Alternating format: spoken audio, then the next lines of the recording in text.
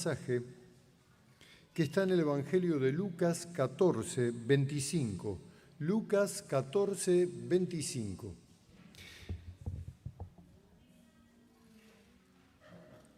Lucas 14, 25. Grandes multitudes iban con él y volviéndose les dijo: si alguno viene a mí y no aborrece a su padre y madre y mujer e hijos y hermanos y hermanas y aún también su propia vida, no puede ser mi discípulo. Y el que no lleva su cruz y viene en pos de mí, no puede ser mi discípulo. Porque ¿quién de vosotros, queriendo edificar una torre, no se sienta primero y calcula los gastos a ver si tiene lo que necesita para acabarla? No sea que después que haya puesto el cimiento y no pueda acabarlas, todos los que lo vean comiencen a hacer burla de él. Diciendo esto, este hombre comenzó a edificar y no pudo terminar la obra. ¿O qué rey, al marchar a la guerra contra otro rey, se sienta primero y considera si puede hacer frente con 10.000 al que viene contra él con 20.000? Y si no puede, cuando el otro está todavía lejos, le envía una embajada y le pide condiciones de paz. Así pues, cualquiera de ustedes que no renuncia a todo lo que posee, no puede ser mi discípulo. La verdad que el Señor Jesús no da muchas vueltas para definir algunos conceptos y para darnos su consejo y su palabra. Es contundente. Uno dice, si alguno ama algo más que a Cristo, es decir, si no pone a Cristo en primer lugar, directamente dice, no puede ser mi discípulo. Quiero hablar de algunas condiciones de un discípulo. El primero es que tiene que pagar un costo. Todo discípulo pagamos un costo, me incluyo. Todo discípulo tiene que estar dispuesto no a poner condiciones, sino a recibir las condiciones que vienen del reino. No puedo tomar parcialmente algunas enseñanzas de la Escritura conforme a mi necesidad, sino que tengo que tomar todo el consejo de Dios, sin descartar ninguno. Porque no puedo relativizar lo absoluto. La palabra de Dios es una, y toda palabra es inspirada por Dios y útil para enseñar y para corregir. Quiero decir, todo discípulo camina dentro de un parámetro. Todo discípulo camina en primera medida en obediencia. El primer requisito de un discípulo. Porque un discípulo es el que cree lo que Cristo dice y hace. Cree y hace. Es decir, en principio es fe y obediencia. Y uno dice, pero no entiendo, pero hace caso, te va a ir bien. Porque Dios bendice la obediencia. Entonces, nosotros, digamos, no hablamos tanto del discipulado, pero tratamos con virtudes y defectos de vivir conforme al orden de Dios y a un discipulado. No le decimos a alguien, sentate porque te voy a discipular. Naturalmente discipulamos. Porque durante muchos años hemos recibido un contenido amplio de verdades de Dios. Y estas verdades las venimos enseñando de generación a generación. Desde el comienzo de la revelación, Dios nos dio una visión. Y conforme a la visión de Dios, se modificó nuestra forma de alabar a Dios. Por ejemplo, se modificó nuestra concepción en cuanto a lo que antes conocían algunos como el matrimonio. Y le dimos un valor real al matrimonio. Algunos que no ayunaban dijeron, no es una forma, es una herramienta poderosa. Algunos que criaban los hijos con alguna dificultad por no saber, porque todos tuvimos que aprender al educar, cuando nos afianzamos en la palabra de Dios, nos fue bien. Algunos pueden decir, sí, pero algunos se apartaron. Todavía no terminó la historia. Todavía no terminó Dios de escribir. Aquellos que le pertenecen y que fueron consagrados a Dios, Dios los toma en cuenta. Porque mientras fueron consagrados, como Julia esta mañana, Dios escuchó la oración de la iglesia. ¿Usted cree esto, hermanos? Porque Dios no es hombre para olvidarse. Y si aún las oraciones de aquellos que ya no están con nosotros continúan, porque dice que después de muerto las obras siguen con ellos, y muchos reciben el beneficio de lo que fue la oración de sus padres o de algún tío o de algún hermano en Cristo que oró muchos años por nosotros para que nos vaya bien. De tal manera que en ninguna medida podemos decir que si algo funciona bien en nuestra vida es por mérito propio. Todos los méritos son de Cristo, porque como bien se dijo esta mañana, todo es de Él, por Él y para Él. Él recibe gloria. Nadie puede decir, no, porque yo me esforcé para tener esto, para que Dios me dé esta gracia. No, hermano. Pensá tranquilo de vos mismo. Si algo llegaste en el Señor, es porque alguien oró por vos. Sos parte de un contexto, como generalmente decimos, de una familia. ¿Cuántas oraciones habrán hecho hombres y mujeres por nosotros? ¿Cuánto habrán llorado delante del trono de Dios para que vos hoy puedas estar aquí sentado? Aunque tengas algunas dudas, no importa, siempre hay dudas. Pero somos el fruto de la labranza de otros. Aún la Biblia dice que amamos a Dios porque Él nos amó primero. Uno dice, no, yo amo. No, Dios te amó primero. Y cuando estabas en una condición miserable, pecador, ahí vino el Señor y te amó.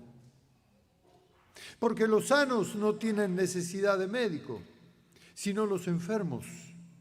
Y Jesús vino cuando estábamos muertos, en delitos y en toda clase de pecado. Y borró con una goma especial, no sé cómo será, y nos dio la oportunidad de escribir una nueva página. Y todos nuestros hechos quedaron en el fondo de la mar. Qué tremendo, ¿no? Fíjense, todos estos detalles hacen la vida de un verdadero discípulo. Por eso Jesús dice, si alguno quiere ser mi discípulo, es una invitación, no es una imposición. Si alguno quiere ser mi discípulo, niéguese a sí mismo. No, sí, niéguese a sí mismo. Porque al negarnos ponemos a Cristo en primer lugar. Porque al negarnos estamos a los pies de la cruz, reconociendo que somos polvo y al polvo vamos a volver. Y que el único que marcó la diferencia y sopló aliento de vida y después espíritu puso en nosotros es el Señor. No te olvides de dónde nos sacó el Señor, no para entristecerte, para gozarte en Él. Qué bueno que es Dios. Y también no te olvides, porque si Dios tuvo misericordia con nosotros, también nosotros debemos tener misericordia con otros. Misericordia. Qué palabra gloriosa, ¿no es cierto? Muy bien.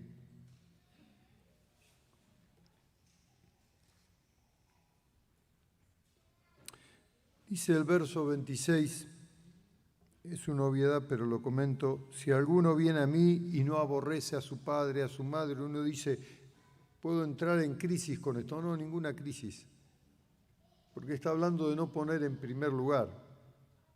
Así que nadie aborrece ni a su padre ni a su madre, porque hay mandamientos con promesa, ¿no es cierto? El primer mandamiento con promesa es honra a tu padre y a tu madre. No es una contradicción, está dando un ejemplo solamente. Entonces, lo principal es tener a Cristo en el centro de nuestras vidas. Si quiero ser un discípulo y si estoy dispuesto a pagar el costo de ser discípulo. Miren, un discípulo busca a su discipulador. Como un estudiante va a estudiar. El que va a la facultad llega al lugar donde están los profesores, o a la universidad, o a la escuela secundaria, o a la primaria. No vienen los profesores a él. ¿Se entiende? Porque esta es una disposición del corazón. Yo digo, yo quiero que alguien me discipule, tal hermano. Bueno, anda a verlo. Escuchá su consejo. Escuchá lo que te dice. Escuchá, porque también te va a enseñar a vivir y te va a enseñar algunas normativas que te van a hacer que seas un hombre o una mujer de bien. ¿Se entiende, hermanos? Es el discípulo que va detrás de aquel que necesita ser enseñado. Dice Jesús, si alguno quiere ser mi discípulo, niéguese a sí mismo, tome su cruz y ¿qué hace? Seguirlo. Jesús, anda vos atrás. No. La decisión es, dejo todo acá. Hasta acá llegué. Lo voy a seguir a Jesús. Lo voy a seguir a Jesús. Voy a escuchar lo que dice el discipulador. No, pero estás muy ocupado, mi hermano. No, anda. Búscalo, porque sin duda Dios va a obrar a través de él y te va a dar palabra de vida. Así funciona el discipulado, ¿no? Así lo estableció el Señor. Obviamente, un llamado por teléfono del discipulador, si hay un periodo de tiempo que uno no se encuentra, ni que hablar. Hay muchos detalles más. Yo menciono algunos y el ejemplo que nos da Jesús. Si alguno quiere ser mi discípulo, negación, seguir a Jesús. Amén, hermanos. Si uno es discípulo, no puede tener varios discipuladores, ¿no? Uno dice, ¿a quién escucho? Tal hermano me dice tal cosa, tal hermano me dice tal... No. Confía que tu discipulador también es discípulo. Y en esa relación que hay de confraternidad y de hermandad, vas a ser edificado. Un discípulo no pregunta lo que quiere escuchar, pregunta y está dispuesto a escuchar lo que tengan para decirle, porque es discípulo, porque está siendo enseñado, porque le están marcando cuál es el camino a través de la palabra del Señor, que según las Escrituras siempre será una lámpara que ilumina el camino de todos aquellos que se consideran discípulos. Otro costo que hay que pagar. Y el que no lleva su cruz y viene en pos de mí, no puede ser mi discípulo. Algunos dicen, ¿qué cruz que estoy llevando? Tengo la presión alta. ¿Qué cruz que estoy llevando? No, esa no es llevar la cruz. Esa es una circunstancia normal de la vida. Nuestros cuerpos van sufriendo cambios. Eso no es llevar la cruz. Para Jesús, llevar la cruz fue morir por nosotros. El justo murió por los injustos, por mí, que no valía nada. Entonces, tomar la cruz es hacer el camino que hizo Jesús, gastarse en favor de otros. Por ahí no te toca morir, literalmente, o sí, no lo sabemos. Pero morir llevando la cruz, es sufrir por la obra del Señor.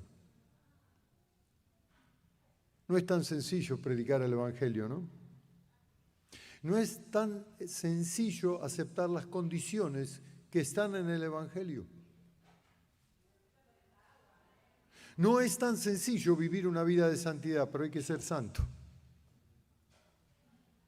Qué difícil es tratar con el matrimonio igualitario. Dios los amará, los ama, pero tenemos que enseñar el arrepentimiento, que Dios hizo hombre y mujer.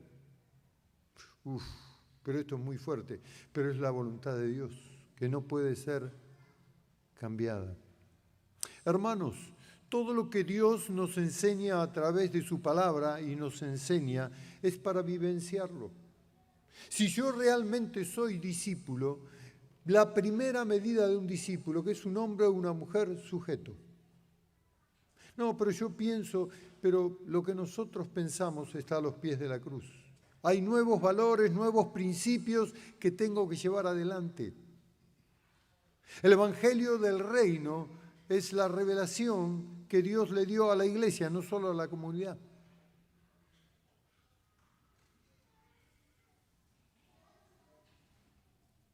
Amén, hermanos. ¿Qué enseñaremos a la próxima generación? A ser buenos discípulos. Si en una reunión familiar, si en una reunión de amigos, vos aceptás que alguien hable mal de otro, no estás siendo un discípulo y estás siendo cómplice. El que calla otorga. Mi responsabilidad de discípulo es conociendo la palabra, no participar de las obras infructuosas de las tinieblas. Porque el que llama fatuo al hermano es culpable de juicio. Pero no dijo la palabra fatuo, no dijo no estoy de acuerdo. No. Todos leemos en las Escrituras cuando hermanos y pueblo de Dios murmuró contra otros, ¿no? Hay mucho de murmuración en la palabra de Dios y sabemos cuál es la condición que tiene que tener un discípulo. Hermano, si vos tenés algo que decir de tal hermano, por favor andá y habla con él. No, pero yo te cuento porque tengo carga. No, no tenés carga. Estás disfrazando la palabra, estás murmurando. Un discípulo hecho y derecho se mantiene ajustado a la palabra. Bueno, pero es difícil. No es difícil. Si alguno quiere ser discípulo, negate y viví conforme al Evangelio. Puede ser que no llegues a ser un discípulo, que seas creyente, pero la condición es ser discípulo. No es suficiente creer, no es suficiente prestar el oído, porque si algo habla mal de un hermano que está hecho a imagen y semejanza de Dios, tu condición es decir, hasta acá llegamos. Te animo y te exhorto a que te corrijas. Principios que están en la palabra del Señor. Esto es un discípulo, a grandes rasgos, ¿no? Dice, porque ¿quién de ustedes queriendo edificar una torre no se sienta primero y calcula los gastos antes, no sea cosa que quede a medias la obra y la gente pasa y se burla? Este hombre empezó a edificar y no tenía los materiales necesarios y mirá, allí quedó. Hermanos, nosotros estamos colaborando con la obra que es de Dios. Nuestra responsabilidad es sobre edificar, pero en el mismo fundamento de todos los siglos. Hoy día encontramos toda clase de edificios. No tengo nada contra otros edificios, pero cuidemos el edificio que Dios nos dio, y no me estoy refiriendo al salón. Porque hay un solo fundamento y nadie puede moverlo. Ahora hay muchas formas, sí, y muchos se mueven conforme a las formas. Porque el hablar de la cruz y del principio del discipulado, no es muy popular, pero es lo que tenemos que hacer. Si alguno quiere ser discípulo, negate y seguilo a Jesús. Y seguí lo que enseña Jesús. Dice Jesús, en la cátedra de Moisés se sientan los escribas y los fariseos. Todo lo que ellos les enseñan que hagan, háganlo, porque enseñaban conforme al Antiguo Testamento. Pero no lo que ellos hacen. Porque ellos dicen, pero no hacen. Hipócritas, dice Jesús. Porque ponen carga pesada sobre el pueblo, ni ustedes con un dedo las pueden llevar. ¿Qué enseñamos? Palabra de Dios. ¿Qué otra cosa enseñamos? Palabra de Dios. ¿Cuál es el contenido? La palabra que está sobre un solo fundamento, Jesús. No nos podemos mover. No creamos sensaciones. No vendemos espejitos de colores. Este es el Evangelio sencillo.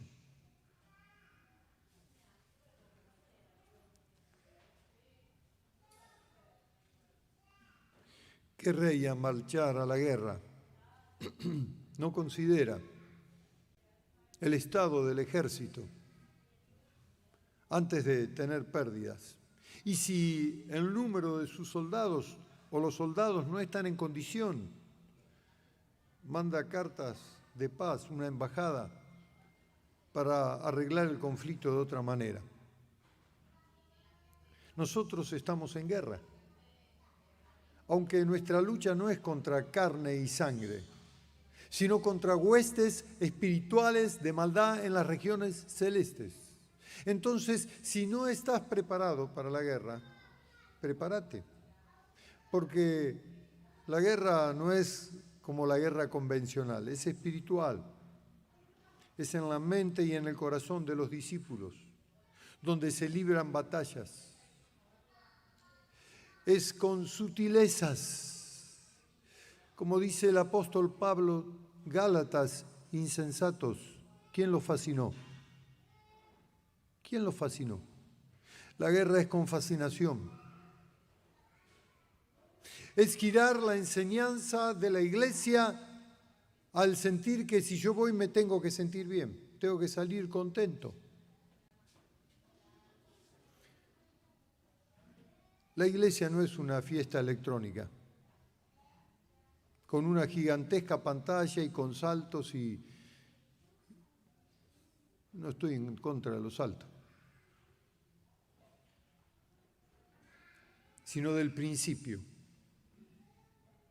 Donde Jesús no tiene el primer lugar, algo no funciona bien.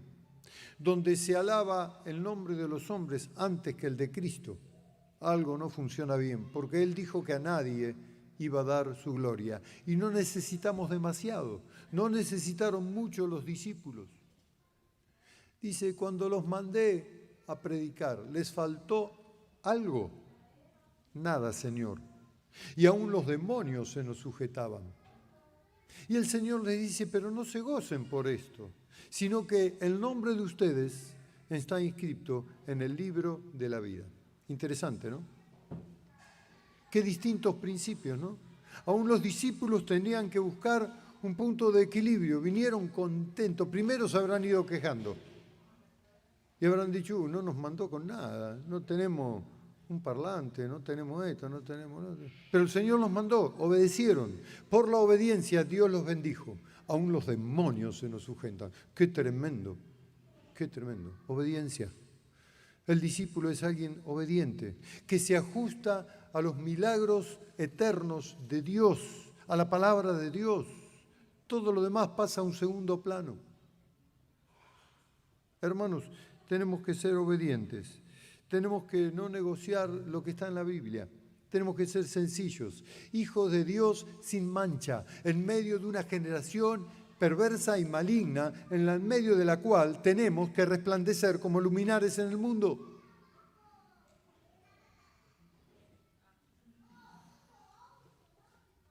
Esto es parte del costo. Hay más, pero van a tener que ir a votar. Este es el costo de un discípulo. Este es el principio que Dios nos reveló. Durante el retiro de jóvenes, en un momento, los músicos que dirigían muy bien la alabanza se callaron. Y todos los jóvenes que estaban ahí seguían adorando a Dios y cantaban. Eso es alabanza. No es ir a ver qué pasa en el frente, o por decirlo, digo con temor, en el escenario. Porque la revelación que Dios nos dio es la verdadera adoración, que Dios busca adoradores que le adoren en espíritu y en verdad, no los que están enfrente, sino que todo el pueblo al unísono alabe y adore a Dios. Esto también fue revelación que recibimos hace muchos, muchos años. Y le comentaba a Jorge, qué bueno, los músicos en silencio y desde los jóvenes y los que estaban entre los jóvenes adoraban a Dios. Y había un clima realmente de estar rendidos a la presencia del Señor. ¿Vio? Interesante, ¿no? Esto, así vive un discípulo, escuchando la voz del Espíritu. Oh, hermano, acá no se habla tanto del Espíritu. ¿Y cuánto más vamos a hablar del Espíritu? Pero se vive, ¿no? Están empezando, van a salir una serie de ¿cómo se llaman? TikTok. TikTok es otra cosa. Con distintos milagros de estos 2 últimos años. No vamos a remontar cosas que Dios hizo. Y lo vamos a escuchar de boca de los hermanos que recibieron el milagro. ¿Por qué? Porque conforme a la palabra, el Evangelio no son palabras, no son luces, sino es poder de Dios. Para que muchos se puedan gozar de lo que Dios está haciendo. Muy bien. Un discípulo es alguien prudente, que usa bien la palabra de verdad.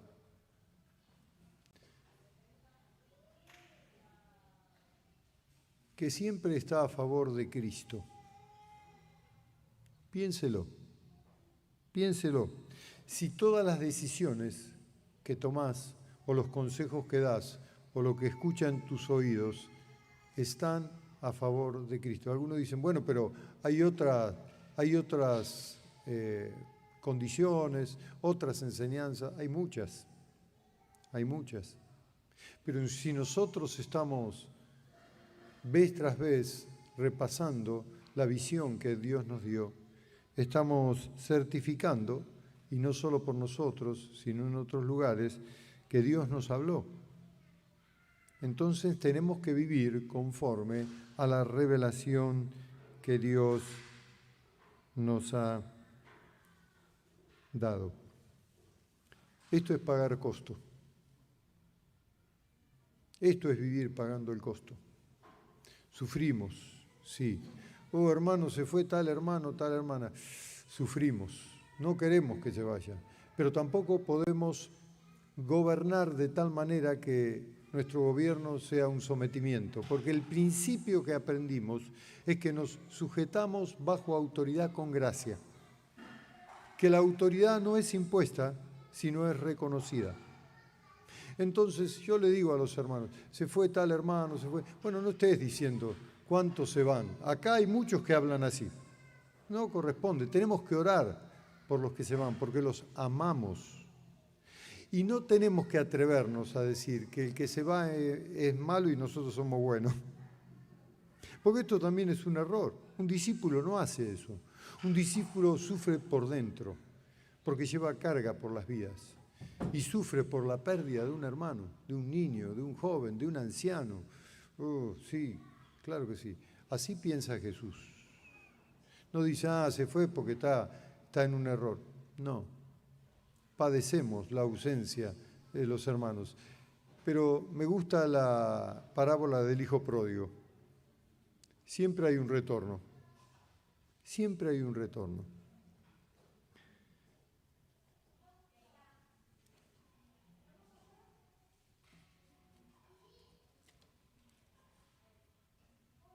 Es diferente cuando alguien tiene una condición distinta doctrinalmente. ¿Se entiende esto, hermanos? Esto es algo para hablar. Leemos Mateo 14, 34. Esta es nuestra esencia. Nuestra identidad, podría decir. Buena es la sal. Algunos dicen, no, yo tengo presión alta. No, pero la sal no es mala. Todo en su justa medida. Buena es la sal. Mas si la sal se hiciere insípida, ¿con qué se sazonará? Ni para la tierra, ni para el muladar es útil. La arrojan fuera el que tiene oídos para oír, oiga. Si mal no recuerdo, Jesús dijo, ustedes son la sal de la tierra. Somos la sal de la tierra. Nuestra intervención en la sociedad tiene que ser en su justa medida, sin avasallar, sin poner demasiada sal que no se puede comer, sino en su justa medida, en el temor de Dios, ser el ingrediente que marca la diferencia. Porque el día que no esté la presencia de la iglesia, y esto no va a suceder, porque la iglesia no nació con nosotros ni terminará con nosotros, pero si la iglesia hipotéticamente no estaría en la sociedad, ay de lo que pasaría. Pero la sal tiene que ocupar el lugar que corresponde. Para que todo lo que gira en torno a nosotros, a nuestras familias, a nuestros hijos, a nuestros nietos, a la hermandad, a la comunidad, tenga la sal justa, ni más ni menos, con equilibrio, para formar nuevas vidas y para preservar, porque la sal en la antigüedad preservaba los alimentos. Nuestra función es preservar, pero no solo los alimentos para que no se echen a perder, sino dar la medida justa para que algo se sostenga. Nosotros, entre las cosas que tenemos que preservar, es la revelación que recibimos en cuanto a la crianza de los hijos. Lo que la palabra dice. Y echar el ingrediente suficiente de sal para que otros conozcan cuál es el principio. Tenemos que animar a una relación matrimonial buena, que los matrimonios tengan diálogo, que tengan la altura y la capacidad de hablar todo, de amarse y de perdonarse hasta que la muerte los separe. Pero en algunos hay otra condición, no, es hasta que la muerte los separe. Lo indisoluble del matrimonio, ya Dios nos habló hace muchos años, hay que preservar en la sociedad y enseñar esto. La unidad, ni que hablar. Juan 17, ser uno para que el mundo crea. Ahora, para que se logre una unidad de ambos lados, tiene que haber una predisposición a perder. Si alguien quiere tener siempre la solución o la respuesta absoluta, no va a poder haber relación. Porque como en varias oportunidades mencionamos, somos complementarios. Todos nos necesitamos y nos vamos edificando en amor, conforme a la gracia que Dios derrama. Ingrediente fundamental para un discípulo, vivir en comunidad, respetándonos unos a otros. La calidad de nuestras vidas va a añadir la cantidad. Porque el que añada a la iglesia es el Señor.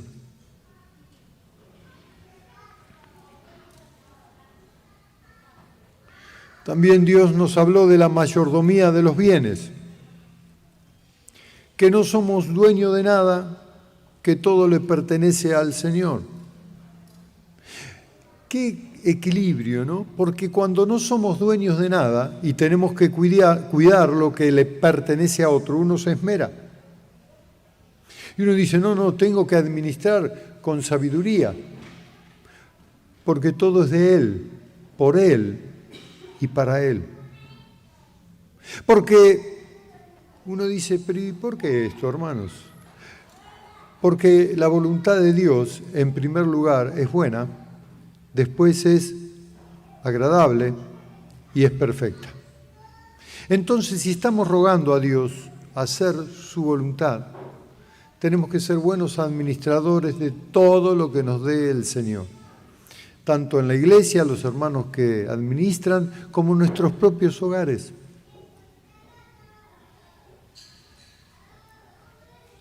Tenemos que enseñar con el ingrediente justo a administrarse a familias que no pueden llegar a fin de mes.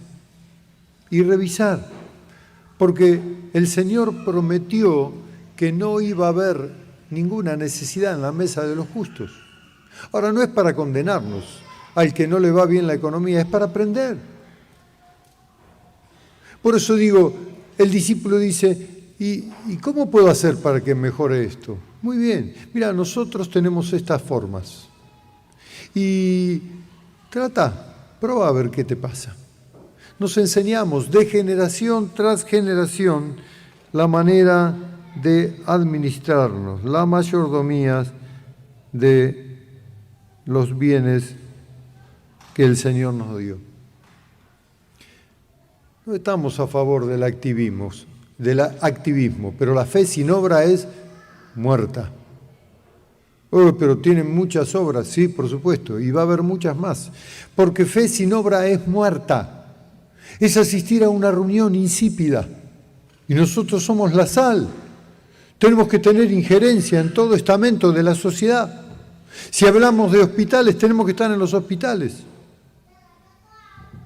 Si hablamos de las plazas, hay que estar predicando en las plazas, en los clubes, en la sociedad de fomento. El Evangelio tiene que correr como reguero de pólvora, porque es la sal de la sociedad, lo que la sociedad está necesitando, para que realmente tenga gusto. Tenemos que influenciar sobre los grupos abortistas. Pero salió la ley, no importa. Porque nosotros estamos a favor de la ley suprema y del orden preestablecido por Dios. No nos achicamos cuando las cosas no salen como veníamos orando. Creemos, Señor, hemos orado a ti y esperamos en el momento que consideres las respuestas.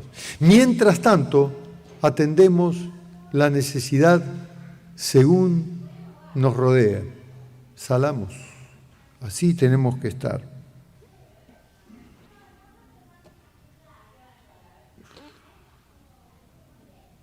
Bueno, ya dije, nuestra alabanza cuando Dios nos dio la visión del Evangelio del Reino cambió. Y ojalá que sigamos cambiando para bien, que logremos que el centro siempre sea el Señor Jesús. Hablamos varias veces con los músicos. Tenemos un horario aproximado de comienzo de la reunión. Aunque no hubiera ningún hermano que no llegó, como es alabanza a Dios, tendrían que los hermanos empezar a alabar a Dios. Porque en realidad no vinieron a dirigir, vinieron a alabar a Dios. Entonces, haya 3, 4, 5 hermanos, alabamos a Dios. Esto es un principio que aprendimos. Venimos a alabar al Señor. Amén, hermanos. ¿Cómo se enseña esto? Y si tu hijo está al lado tuyo, tu nieto, enseñale a alabar a Dios. No, pero yo le doy el celular y ahí se entretiene y no molesta. No es lo que aprendimos. No lo llevo a la reunión porque hace lío. No es lo que aprendimos. Aprendimos a poner un límite. y a enseñarlo. Ahora también, pero antes me acuerdo, cuando los chicos hacían algún bullicio, veíamos pasar a los padres, al otro para el baño, al otro, y venían, no le habían dado una pastilla para tranquilizarlos. Pero los abuelos chillaban un poco, pero los papás hacían lo que tenían que hacer. Educaban. Estas son verdades que recibimos, no solo el Evangelio del Reino, ni que Dios quiere una familia igual a su Hijo Jesús. Dentro de este paquete de verdades recibimos cómo teníamos que vivir. Por eso es muy y fundamental, es importante transmitirlo a la próxima generación, viviendo nosotros en primer lugar.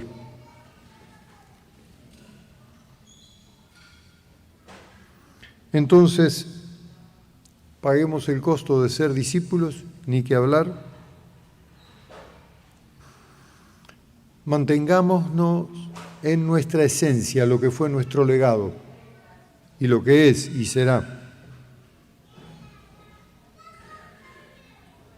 ¿Cuál es nuestra tarea ahora entonces, después de saber que somos sal, de haber recibido la revelación del Evangelio del Reino, de saber que el Señor quiere una familia semejante a Jesús?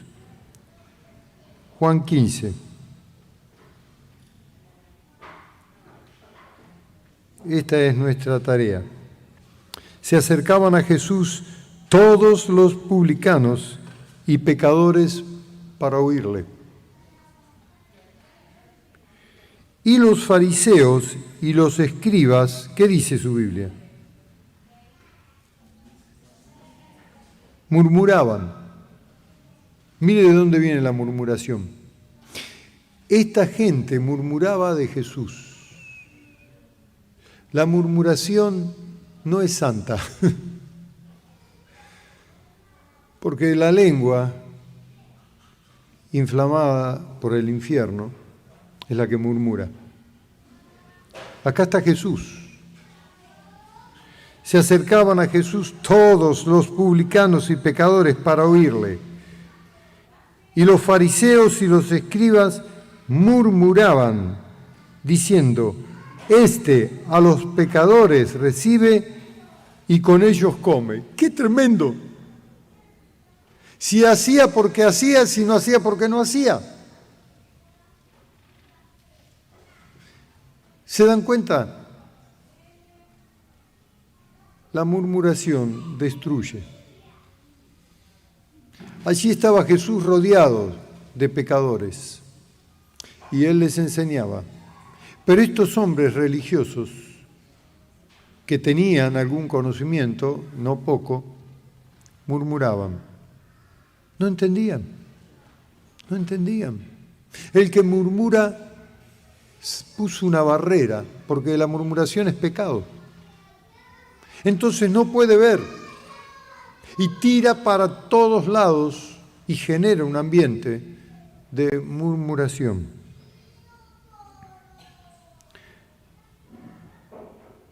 Entonces Jesús les enseñó una parábola diciendo así: ¿qué hombre de ustedes, teniendo 100 ovejas, si pierde una de ellas, no deja las 99 en el desierto y va tras la que perdió hasta encontrarla?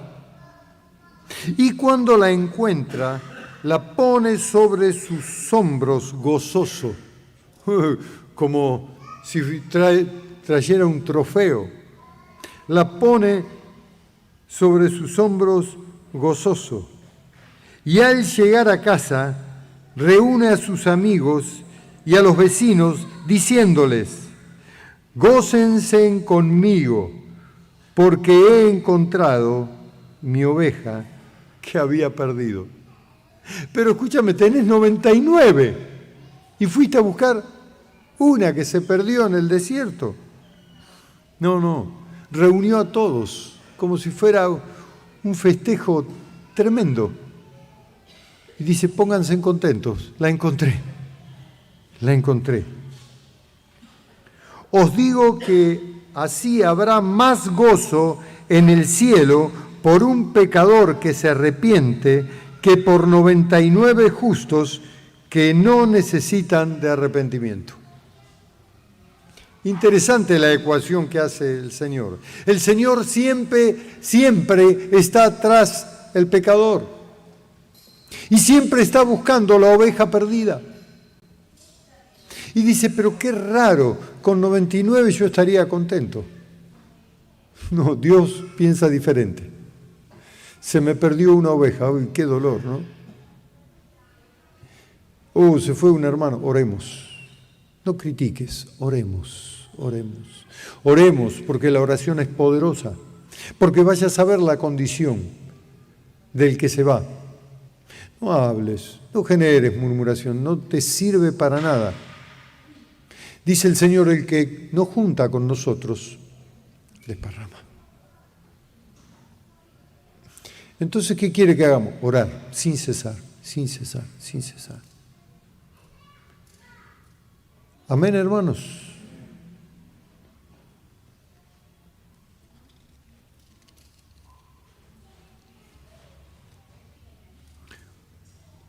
Verso 8, 15:8. ¿O qué mujer que tiene 10 dracmas, si pierde una dracma, no enciende la lámpara y barre la casa y busca con diligencia hasta encontrarla? Y cuando la encuentra, también, al igual que el pastor, reúne a sus amigas y vecinas diciendo, gócense conmigo, porque encontré la dracma que había perdido. Así os digo que hay gozo delante de los ángeles de Dios por un pecador que se arrepiente. Yo pienso, qué distinto es el reino, porque esta mujer perdió esa moneda, la encontró y después vinieron todos los amigos y le habrá puesto alguna galletita para que celebren ahí. Así que lo perdió por un lado y lo gastó por otro. Pero tanto gozo había por encontrar lo que perdió que no importaba. Todas aquellas cosas que para nosotros creemos que son pérdidas, para Dios no son pérdidas. El Señor dijo que Él tiene cuidado de nosotros. Amén, hermanos. Cuidemos nosotros de todo lo que es de Él. Cuanto más de las vidas.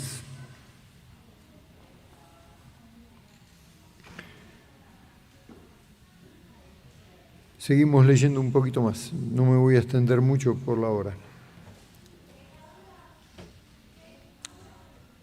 También dijo,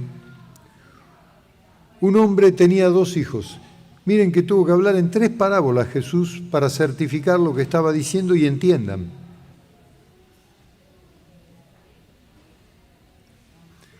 También dijo, un hombre tenía 2 hijos. Y el menor de ellos dijo a su padre, Padre, dame la parte de los bienes que me corresponden, y le repartió los bienes. No hubo mucha discusión. Ah, sí, bueno, no, me quiero ir. Acá tenés todo, en condiciones. Ahora, los bienes que iba a heredar este muchacho era cuando el papá muriera, la herencia normal. Sin embargo, hubo un pedido, quiero que me des todo lo que me corresponde como hijo. Bueno, salí. Le dio la salida. Y uno dice, yo le hubiera dicho, no te vayas. Le dio la salida. Y el menor de ellos dijo a su padre, dame la parte de los bienes que me corresponde, y le repartió los bienes.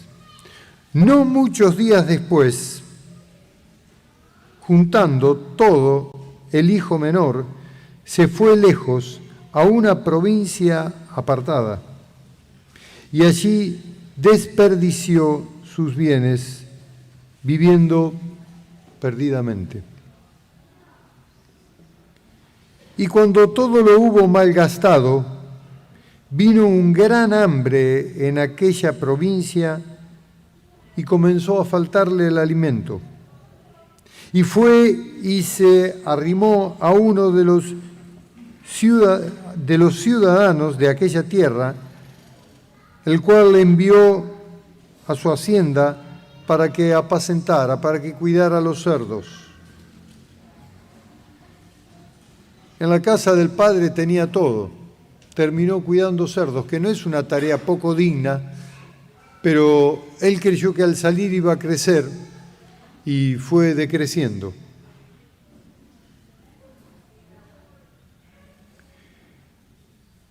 Y tanta hambre tenía que deseaba llenar su vientre de las algarrobas que comían los cerdos, pero nadie le daba.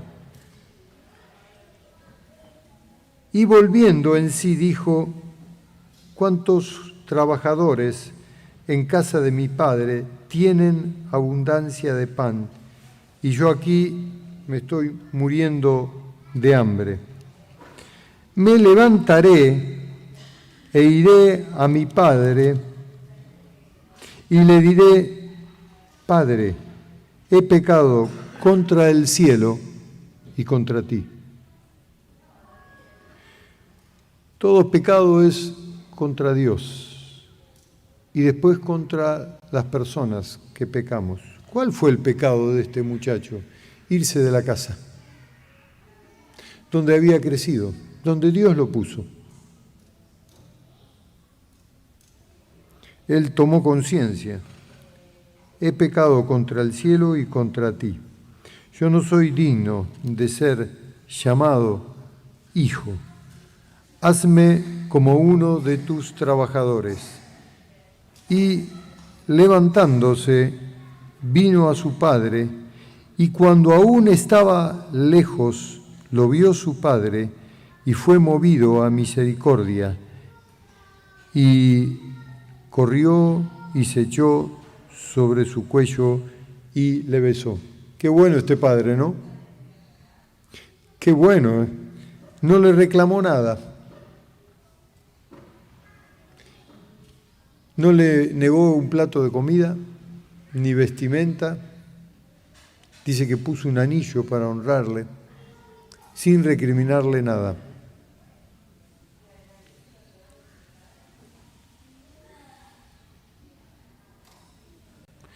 Pero el padre dijo a sus siervos: sacad el mejor vestido y vístanle, y pongan un anillo en su mano, y pónganle encalzado en sus pies, y traigan el becerro gordo, y mátenlo, y comamos, y hagamos fiesta. Porque mi hijo, muerto era, no estaba muerto, se fue del lugar donde tenía que estar. Mi hijo, muerto era, y ha revivido. Se había perdido y es hallado, y comenzaron a regocijarse. Y su hijo mayor estaba en el campo, y cuando vino y llegó cerca de la casa, oyó la música y el baile, y llamando a uno de los criados, le preguntó: ¿qué está pasando? Y él le dijo: tu hermano ha venido a tu padre, y tu padre ha hecho matar el becerro gordo por haberle recibido bueno y sano. Entonces se enojó y no quería entrar.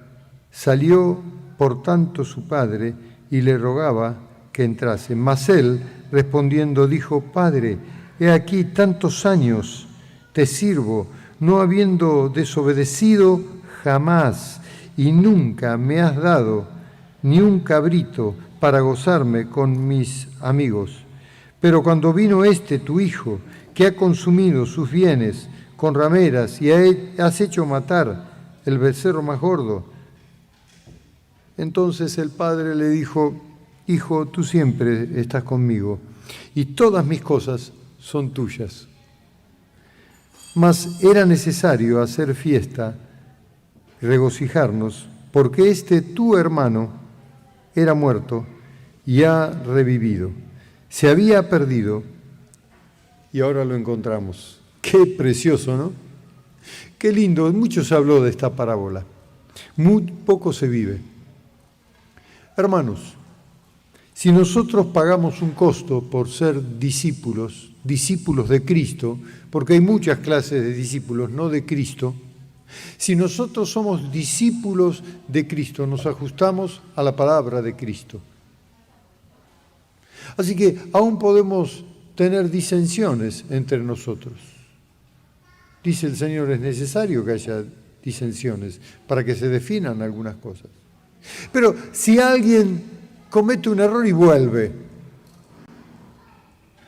acá el hijo pródigo fue recibido con una fiesta. Pero siempre hay algunos que dicen, no, pero ¿cómo le vas a dar lugar a este hermano que hizo lo que quiso, se fue y después vuelve? Porque Dios nos dio lugar a nosotros así.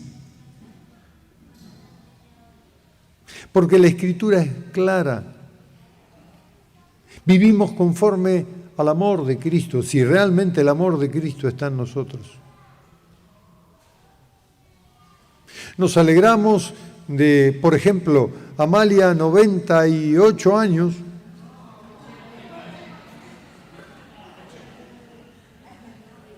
...89 años... esperamos que llegue mucho más...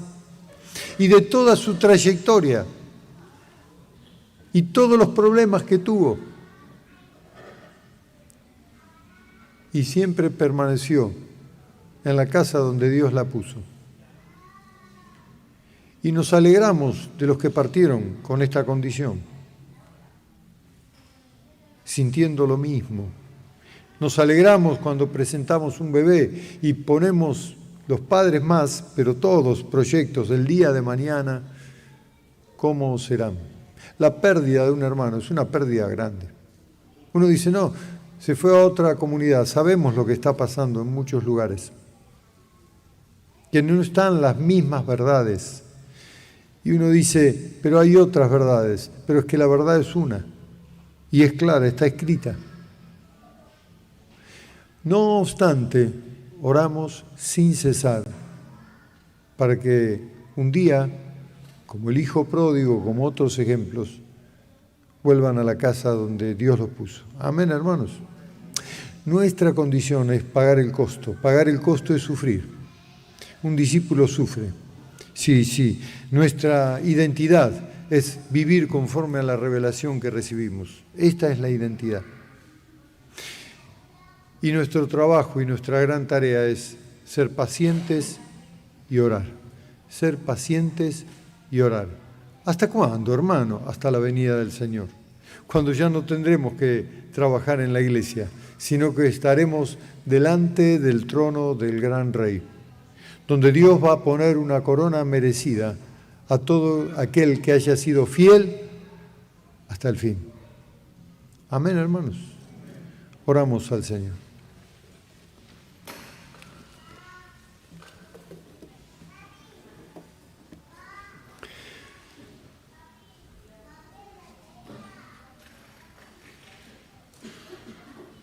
Señor, queremos bendecirte.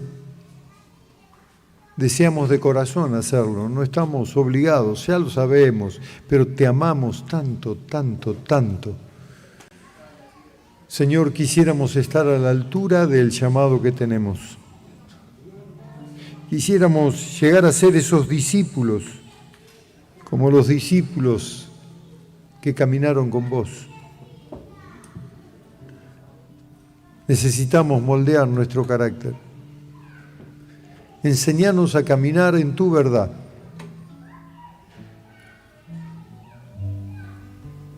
Enseñanos a ser prudentes, a vivir en una verdadera comunidad, Señor, con amor fraterno,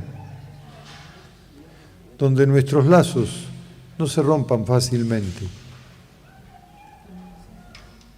También, Señor, nos humillamos delante tuyo por las cosas que no hacemos bien, queremos mejorar. Todo lo que no hacemos bien, nos arrepentimos y te pedimos tu auxilio en medio de la tribulación. para vivir mejor. Padre, bendito, bendito sea tu nombre, siempre, por siempre. Señor, honra, gloria y poder son el cimiento, Señor, de tu iglesia, de tu nombre. Glorifícate en medio nuestro. Date a conocer, Señor. Danos sabiduría para que podamos ir creciendo cada día en el temor tuyo. Señor, estamos dispuestos a pagar el costo. Estamos dispuestos a mantener nuestra identidad, nuestra esencia. Y estamos dispuestos a amar más allá de nuestras fuerzas y a esperar en ti, Señor, en el nombre de Jesús. Amén.